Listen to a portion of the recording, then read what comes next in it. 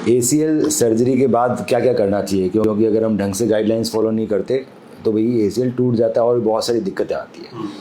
So sir, जब surgery होती है तो अगले दिन है ना, कई बार फिजियोथेरेपिस्ट आता है और वो बताता है कैसे एक्सरसाइज करनी है। हर पेशेंट की एक्सरसाइज अलग अलग होती है डिपेंडिंग अपॉन कौन सी ACL सर्जरी हुई है, हैमस्ट्रिंग टेंडन से हुई है या क्वाड्रिसेप्स से हुई है, पटेला से हुई है, इंटरनल ब्रेस लगा है नहीं लगा है, LET हुआ है या नहीं हुआ है। तो एक तो सबसे पहले फिजियोथेरेपिस्ट मिलता है और वो कुछ एक्सरसाइज बताता है, वही हम आगे कंटिन्यू करते हैं। कई बार सर्जरी के बाद सूजन आती है, वो सूजन धीरे धीरे अपने आप कम हो जाती है।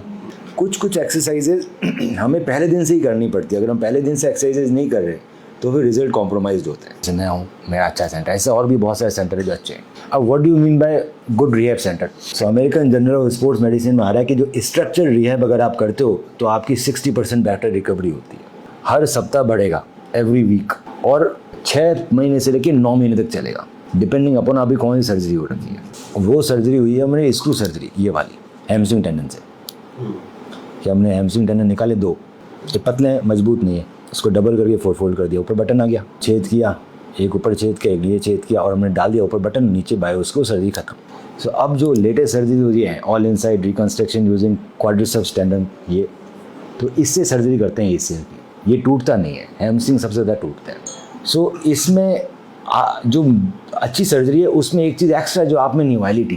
सर्जन फटाक से क्वाड्रिसेप यूज़ करता है, हैमस्ट्रिंग करता ही नहीं यूरोप में।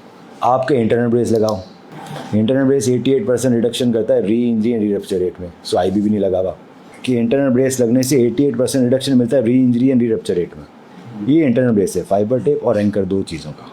सो आदमी गिरता है तो ये बचा लेता है इंसान को, क्योंकि 6 महीने कमज़ोर है। सो हैमस्ट्रिंग टेंडन कमज़ोर, इंटरनल ब्रेस भी नहीं, 2 चीज़ें की कमी। तीसरी कमी, आपका एक और लिगामेंट टूटा हुआ है जिसका नाम है ALL, एंटीरियर लेटरल लिगामेंट। वो ACL के साथ हमेशा टूट जाता है। We know routinely combine this with ALL, internal brace extra protection. Combination of ACL and LL आपको बेटर रिजल्ट देता है, री इंजरी कम करता है, रिकवरी बढ़ाता है। ALL दिस ये नहीं हो रखा।